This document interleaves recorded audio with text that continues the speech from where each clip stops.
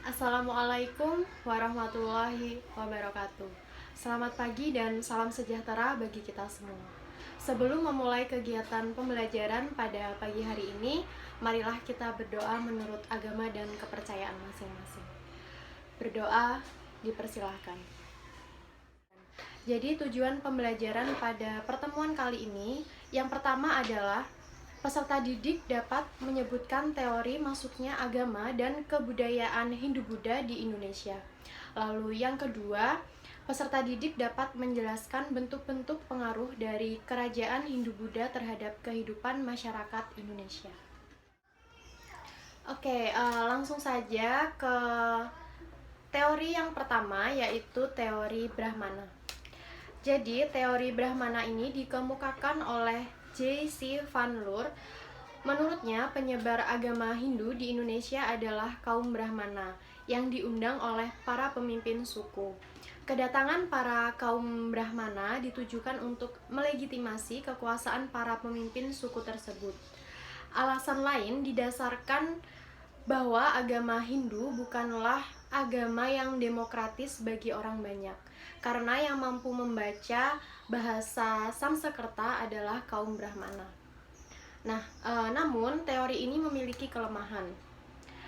Teori ini diragukan karena kaum Brahmana memiliki pantangan untuk menyeberangi lautan. Sedangkan jika dianalisis, dapat dilihat letak Indonesia dengan India harus melewati ribuan kilometer air laut. Oke, itu untuk teori yang pertama. Lalu untuk teori yang kedua, yaitu teori kesatria. Teori kesatria ini diungkapkan oleh tokoh bernama Terhar. Terhar mengatakan bahwa masuknya agama Hindu ke Indonesia dibawa oleh kaum kesatria. Pada zaman dahulu, di India sering terjadi pertikaian antara kaum kesatria. Para prajurit yang mengalami kekalahan pada akhirnya meninggalkan India dan kemudian menyebar ke beberapa wilayah dan salah satunya Indonesia. Mereka inilah yang kemudian mendirikan koloni-koloni baru sebagai tempat tinggal. Di tempat itu pula terjadi proses penyebaran agama dan kebudayaan Hindu. Namun, teori ini juga memiliki kelemahan, yaitu tidak adanya bukti tertulis bahwa pernah terjadi kolonisasi India atas Indonesia. Oke, itu untuk teori yang kedua. Sampai sini bisa dipahami? Oke, jika bisa dipahami, Ibu akan langsung melanjutkan ke teori yang ketiga, yaitu teori Waisya. Jadi, teori Waisya ini dikemukakan oleh N.G. Krom. N.G. Krom mengatakan bahwa para pedaganglah yang menyebarkan agama Hindu ke Indonesia. N.G. Krom menganalisis atas dasar para pedagang yang merupakan kasta Waisya yang paling banyak datang ke Indonesia. Para pedagang India yang ingin berdagang ke Cina singgah di Indonesia. Kemudian mereka membentuk pemukiman India, bahkan banyak dari mereka yang menikah dengan penduduk asli.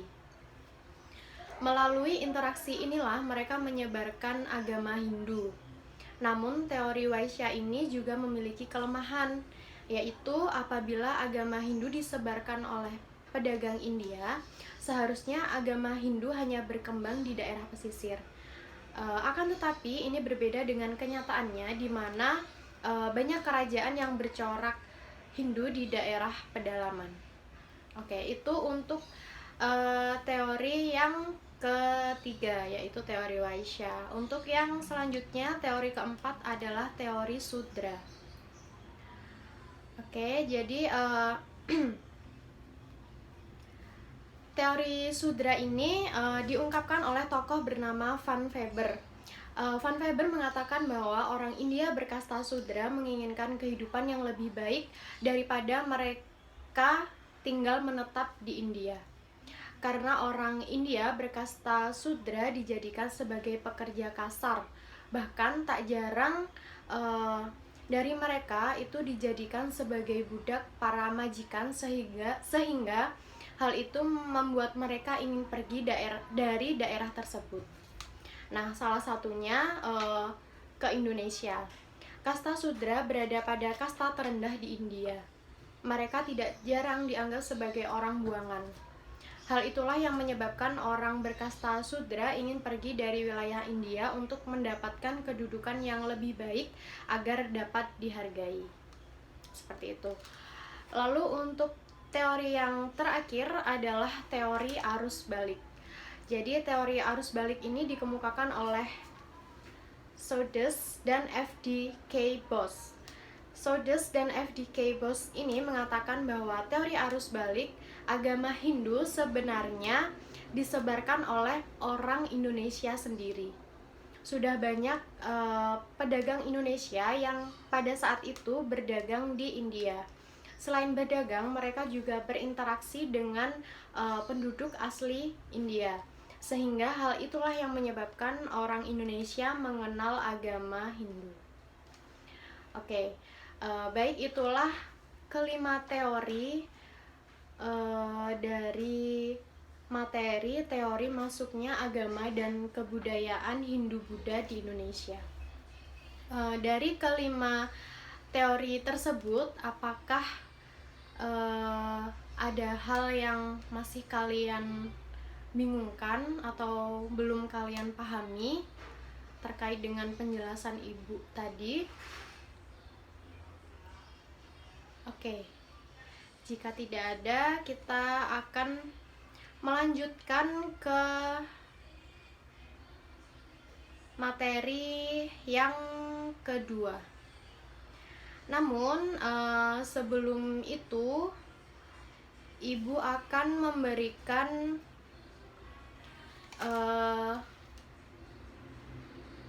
lembar evaluasi untuk mengukur seberapa besar pemahaman kalian terhadap materi yang telah ibu sampaikan tadi. Untuk yang selanjutnya, ibu akan membentuk kalian menjadi 5 kelompok untuk menganalisis bentuk-bentuk pengaruh dari kerajaan Hindu-Buddha terhadap kehidupan masyarakat Indonesia. Selanjutnya, perwakilan dari masing-masing kelompok bisa menyampaikan hasil diskusi yang sudah didapatkan. Oke, kita mulai dari kelompok 5 terlebih dahulu. Oke, silakan kepada perwakilan kelompok 5 untuk menyampaikan hasil diskusi kelompoknya. Ya, silakan.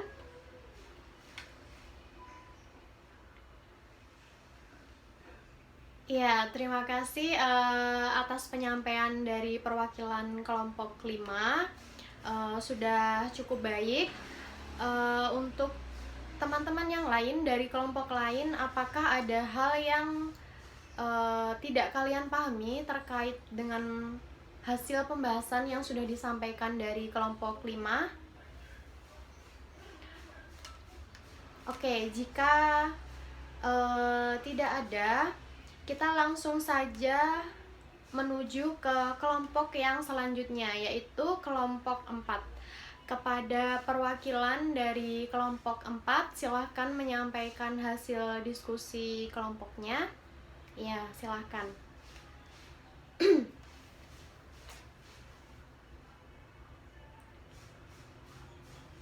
Ya, terima kasih atas penyampaian dari kelompok 4, juga sudah cukup bagus.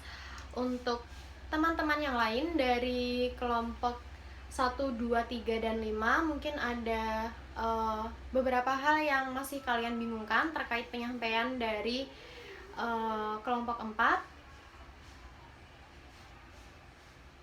Oke, ya, silakan Mbak Rahma dari kelompok 2, ada yang ingin ditanyakan?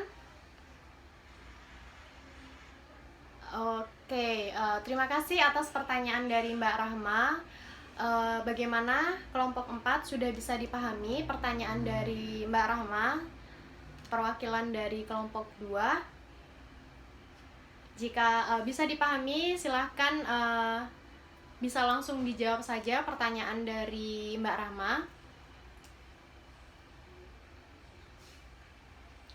Oke, terima kasih kepada Mbak Sinta atas perwakilan dari kelompok 4 sudah menjawab pertanyaan dari Mbak Rahma. Bagaimana Mbak Rahma, apakah sudah jelas terkait jawaban dari Mbak Sinta?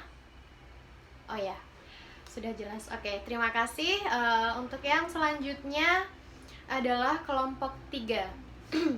Silahkan kepada kelompok 3 untuk mempresentasikan hasil diskusi kelompok kalian. Oke.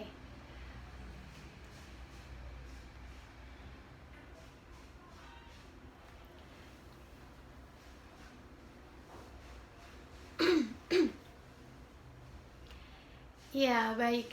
Terima kasih kepada perwakilan kelompok 3 sudah menyampaikan hasil diskusinya dengan cukup baik juga.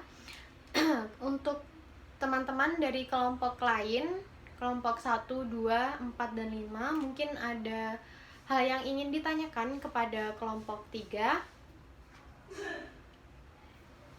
Ya. Iya, Mas Riki dari kelompok 5, ada yang ingin ditanyakan? Iya, silahkan.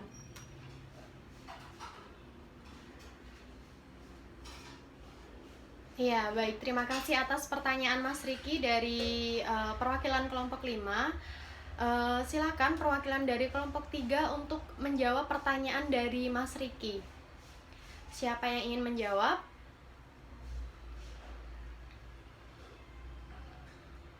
Oke, Mbak Bella. Ya, silahkan Mbak Bella menjawab pertanyaan dari Mas Riki.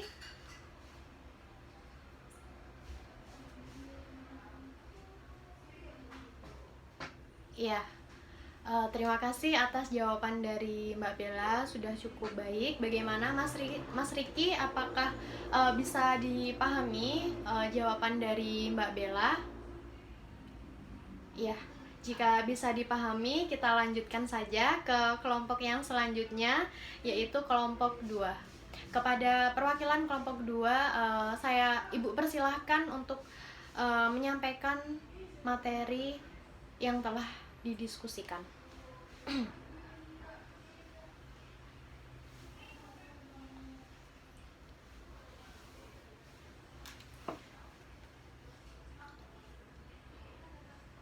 Oke, terima kasih atas perwakilan dari kelompok 2 sudah menyampaikan materi dengan cukup baik juga.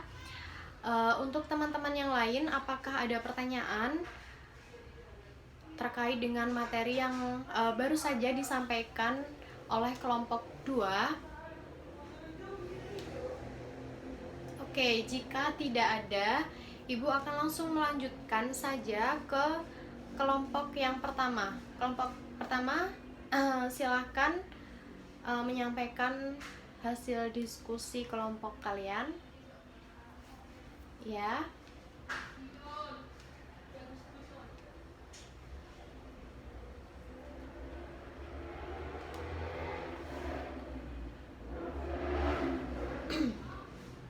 Iya, baik. Terima kasih atas kelompok pertama sudah menyajikan hasil diskusi kelompoknya dengan cukup baik juga. Maka Ibu rasa kegiatan pembelajaran pada pertemuan kali ini Ibu cukupkan. Terima kasih atas partisipasi kalian, sudah sangat aktif pada kegiatan pembelajaran hari ini. Kurang dan lebihnya Ibu mohon maaf. Akhirul kalam, wassalamualaikum warahmatullahi wabarakatuh.